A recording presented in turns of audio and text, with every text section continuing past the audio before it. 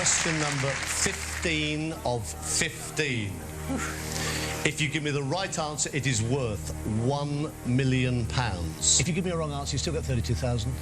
You lose £468,000. Which county cricket side is based at Chester-le-Street?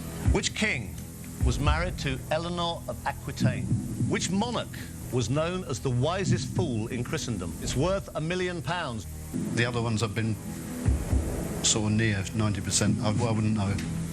I'm delighted to say I haven't got a clue. I think it's Henry II.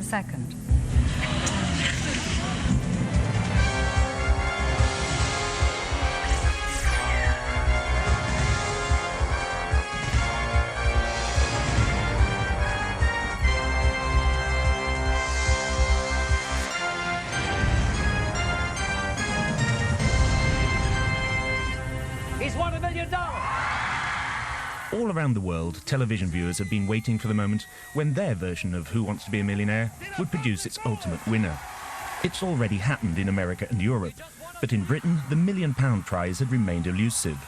Until the night of Monday, the 20th of November, 2000, when a quiet and unlikely contestant called Judith Keppel made television history. This is her story. Like thousands of others, Judith had called the millionaire phone lines and reached the final stage of selection that would decide if she would get on the show. I realised if you want to get on, you do have to make a lot of telephone calls. They had one man who'd been on in Australia and then came to England, and I remember him saying he'd made 400 calls. I mean, I didn't make anything like 400 calls, and luckily they rang up before I'd gone too far, as it were. But I also thought that as most people get to £1,000, you can pay for telephone calls that way. Hello? Hi, is Judith Keppel there, please? Yes. Hi, I'm calling from the office of Who Wants to Be a Millionaire. Oh, hello. Hi, is now a good time to talk? Yes, fine. Okay, because it will take about 10 minutes, okay? Yes. The normal reaction when we find our contestants is often one of real shock and surprise, and they often can't sort of contain themselves, and they're rushing about, and they panic, and they scream to their family on the phone, that kind of thing.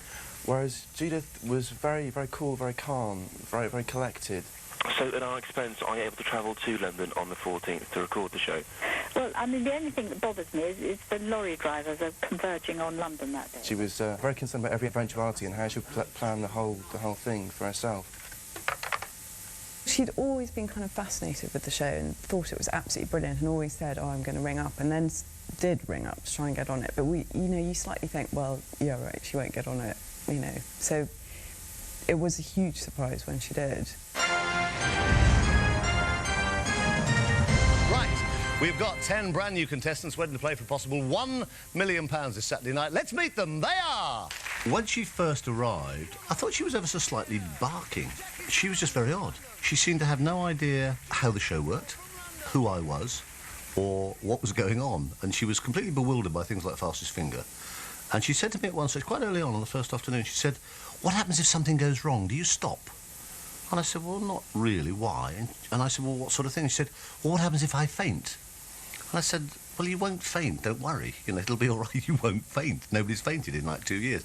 He said, yes, but if I did, would you stop the show? And I said, yes, we probably would, because if you fall out of the chair, it won't be much of an entertainment. And I thought, well, I'm sure that poor girl, will never get in the chair. She just seemed to be sort of, I don't know, out of touch with it completely. Starting with the earliest, put these British Prime Ministers in order. 2 people had gone before me, and I was really sitting there thinking, we're going to go home, nothing's going to happen. I was disappointed, having got that far. I've always thought the fastest finger was the real hurdle. Let's see who got it right. These got it right. Only one, Judith Keppel.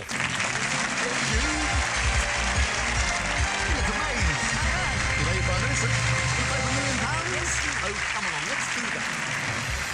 Interestingly, when fastest finger came up, she was the only one right.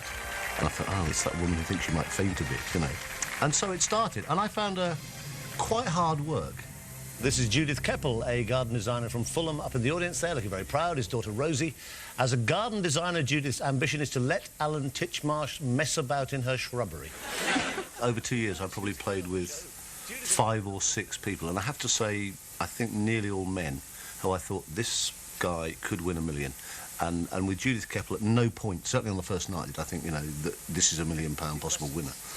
And I sort of slowly warmed to her, because she's actually terribly nice, but she's quite reserved, she's quite shy, she has tremendous dignity.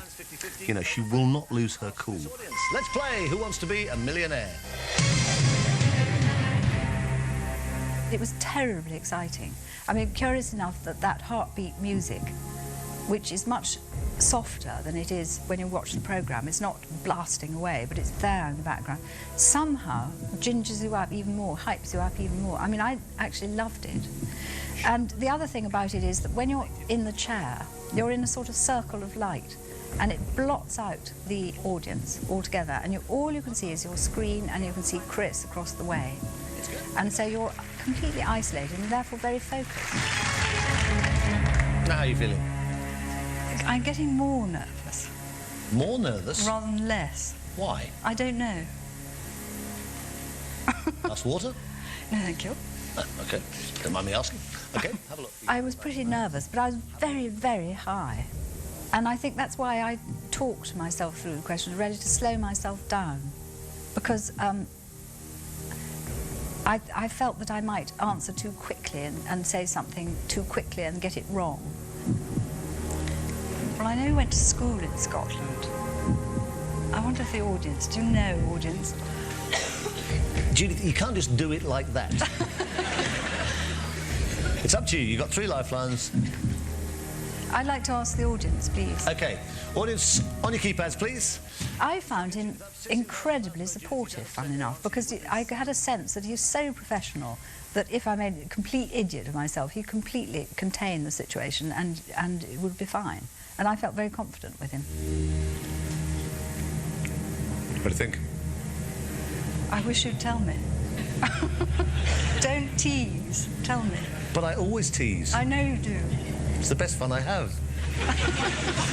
Oh, all right then. You had £8,000. You've just won £16,000. £16,000.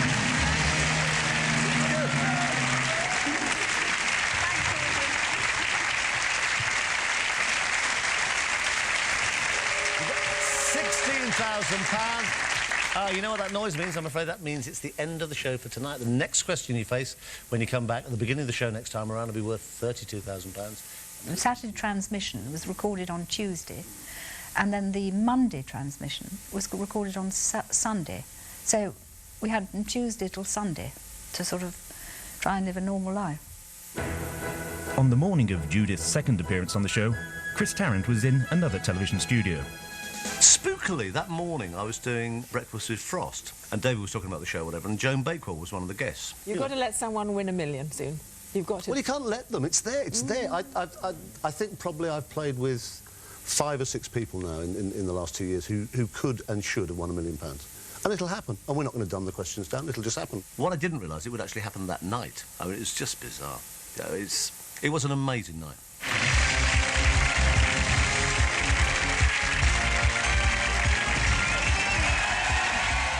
When she came back, it was like, you know, she was sort of through the first hurdle. So she was obviously more relaxed. Hello, welcome to Monday Nights, Who Wants to Be a Millionaire? At the end of Saturday night's show, Judith Keppel here, a garden designer from Fulham, ended the show on £16,000. And the good news is she still has 2 lifelines remaining. But still, I have to say, at no point did I think this is a woman who's going to win £1 million. I sort of thought, yeah, you know, she might get to 125,000 if she has a couple of, you know, reasonably easy questions or whatever. So, good luck. Thank you. How's it affected you? Because you said your whole life has now become multiple choice questions. Yeah, that's it. I was standing at the bus stop the other day, and you know they have a grid like that on the bus stop, and I said, now, which is the bus that does not go to Piccadilly? 74.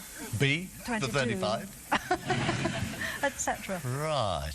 The second time, after the rollover, I wasn't nearly so nervous. I really enjoyed it. It felt familiar and I liked being there. I knew it wasn't really frightening in that sense. But I felt incredibly high. But at the same time, also detached. It was as if someone else was doing it. Duffel coats are named after a town in which country? Now take your time, you've got 2 lifelines. I don't think it's Holland, because it doesn't sound like a Dutch word. So it could be 3 things, and I don't know. You could do 50-50 and then phone a friend. Yeah, I think I'd like to do 50-50. OK. Computer, take away 2 wrong answers. Leave Judith the right answer and the 1 remaining wrong answer.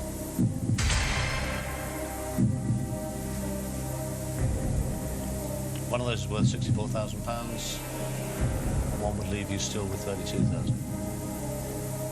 I don't want to use a lifeline at this stage, I must say. I first started to think that Judith might get the million when she didn't phone a friend on the duffel coat question. She started using tactics there, and I suddenly thought maybe she is playing cannily, maybe she is going to go all the way. And then I just sat in fear and trepidation and jubilation as she watched her going further and further and further. You just won £64,000. As she kept getting the questions right, I thought, oh my goodness, you know, she really could do this. And also I knew that she'd be really good on the higher up questions. She's incredibly well-read and very intelligent. So I suddenly, you know, sitting in the audience, you suddenly get that feeling, so, oh my God, she's going to do it. You're 4 questions away from 1 million. Have a look at question number 12 of a possible 15.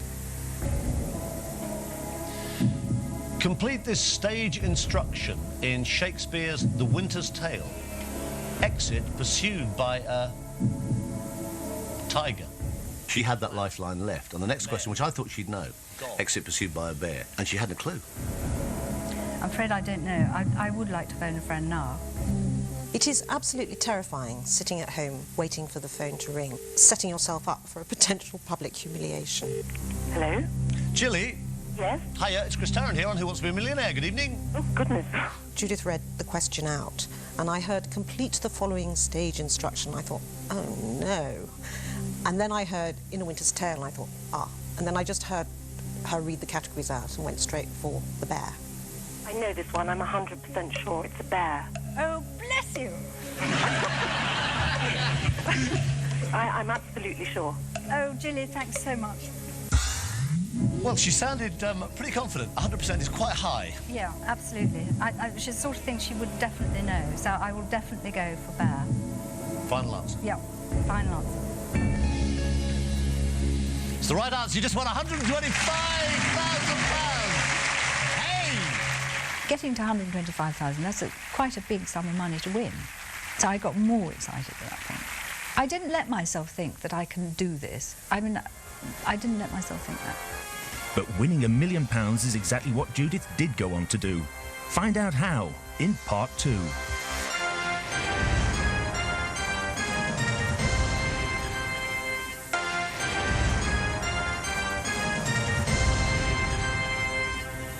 The most extraordinary thing about the whole day was its ordinariness. She was just another contestant. It didn't seem like a special day at all, and it was only as the programme progressed and she got higher and higher and higher that everyone started to think, oh, this might be the big one. Have a look at question number 13 of a possible 15. It's worth £250,000. From £125,000, I thought, this lady could win $1 million. I think it's the first point at which I thought, she is extraordinary. She could actually go all the way. And her extraordinary calm through it did actually calm me down, I think. I do know this. You know it? Yeah, I think so. It's a pigeon. Because you eat them in America. They're called squabs. Aren't they? Judith, it doesn't work like that. No, I know. I'm sorry. I'm sorry. I forgot. There's such a lot riding on it at that point, and that's the tension, I think, which is why I tried to talk myself through it. I mean, that was to slow myself down, because I said the answer almost immediately, but then would have to slow down and go through it and check that it was right. You want to play? Yeah, I want to play. I thought of pigeon before the thing lit up, so I would like to play. Final answer. Final answer.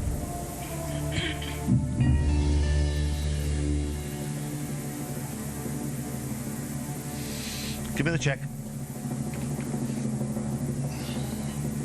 You don't want that anymore. You just won £250,000. Have a look at this one. No, we don't want to give you that. You're incredibly calm. I'm not really. Oh, no, you're not. Not Okay. really. You seem very calm. You've got £250,000 at this moment. Have a look at the next question, number 14 of a possible 15. Who is the patron saint of Spain? St. James, St. John, St. Benedict, St. Peter? I think it's St. James. And Spain is called Santiago. By that point, I just thought, go for it. You know, this is your one chance. You know, just go for it. Why not gamble a bit? I mean, within reason. You'll go away with something and you'll have a pretty good experience doing it. Do you want to play? Yes, I do want to play. Final answer. Yeah.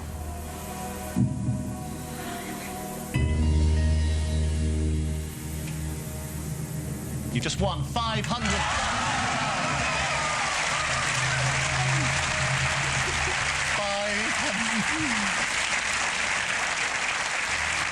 I've been very lucky. You haven't been brilliant. You haven't been lucky at all. Just said, I've been very lucky. You have not been very lucky. You've been absolutely brilliant. You can walk away now with £500,000. If you give me a wrong answer, you still get 32,000. You lose £468,000. That's quite a lot, Judith. Yes, I know. Gosh. But it's worth £1 million. Have a look at question number 15 of 15. Which king was married to Eleanor of Aquitaine? Henry I, Henry II, Richard I, Henry V? I think it's Henry II. Even when the £1 million question came up and she actually said, I think I know this, and there was a huge gasp from the audience. My God, somebody's going to play for £1 million, knowing that they would lose £468,000 if they were wrong. I think even at that point, I didn't think she'd do it. I thought at worst she would, for some reason, give me a wrong answer. But I thought at the bottom line, like nearly always happens at that level, I thought she will say, I think it's Henry II, you know, but I'm out of here. I did it at school for A-levels, and I'm I'm trying to remember. Take your time, It was rather a take long as long time as you ago. I do think it's Henry II. I think it's Henry II. It was incredibly exciting, that, because I did feel I knew it. I wanted to make sure that it was Henry II rather than Henry I. I know. And I felt I had to slow down. I think because it was such a lot of money, there was an element of gamble in it. It felt like an element of gamble. I was pretty sure. Pretty sure. Ooh, my heart.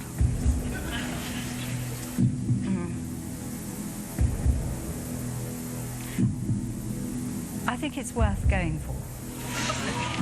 I knew that she wouldn't have answered the question unless she had a pretty good idea.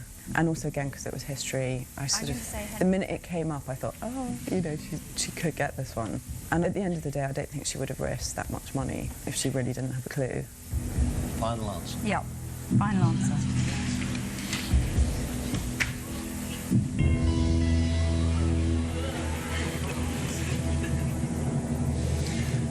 One of those four is worth £1 million. Three of them would cost Judith Keppel £468,000. Find out what the right answer is in a couple of minutes. I always thought quietly, wouldn't it be wonderful if one day somebody goes for £1 million and we go, we'll take a break. And I thought, I bet if it comes up and we go to a £1 million question and somebody gives me a £1 million answer, I'm sure I will bottle out. I will not have the courage, if you like, the sheer neck to take the break. And I thought, oh, what the hell? Let's stretch it a little bit more. I mean, it must have been the longest 2.5 minutes in Judith's life. I just sat there. He went off. I think he knew at that point. I think it would come up on his screen, because when it goes orange, the answer comes up on his screen. And so he I think, knew, went off. I suppose, look up what he was meant to say when someone won £1 million. Chris sort of came backstage and I ran out the truck to go see him. We just sort of looked at each other and we're going, she's done it, what do we do now? I watched him walk off and looked at his back and wondered what it was saying, if anything. It was cruel, you know, no question. But at the same time, you know, I was about to tell her she won £1 million, so it wasn't that cruel. I mean, it just stretched it out a bit. I mean, there must have been, you know, 14.5 million people in this country shouting the word "bastard" at their sets with one voice.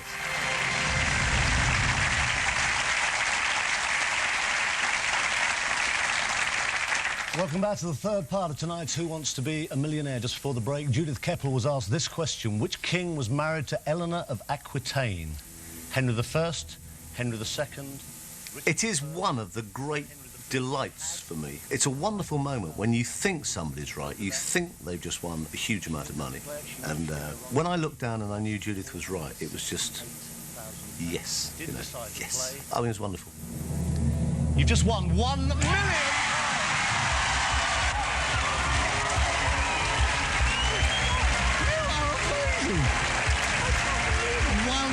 million. It was as good as I ever hoped and dreamed it would be. It was just the most exciting night. I mean, it was just fantastic. I mean, I just remember looking around and amongst everything going on and people all around me, you know, jumping on seats and chanting and screaming and whatever.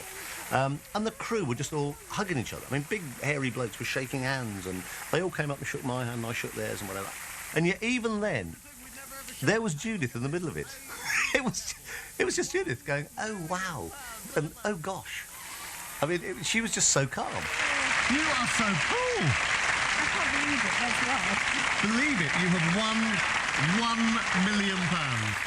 You do feel like you're slightly in dreamland, and after she'd done it, we went back to the dressing room and sort of sat there, and I mean, I had a very stiff vodka, and then we were all really silent, and then every now and again we'd sort of get really bad giggles and go, "Oh my God, you're a millionaire," you know. So it sort of didn't really sink in for a couple of days, actually. I can't believe it. Have a look again. Judith, have a look again. Yeah, look, Rosie. Look, Rosie. It's ever so nice. Mummy's won £1 million. I felt emotional. It was a tremendous sort of rush to have won it. I mean, and the roar in the studio was fantastic. And it was incredibly exciting. It was incredibly exciting. There's no question about it. Good luck. Have a fantastic night. God bless you. Judith Keppel was the first person to win £1 million sterling on Who Wants to Be a Millionaire in the UK. And, you know, it's like the first person to climb Everest or whatever. You know, there will be others, but she was the first. And she was a great winner.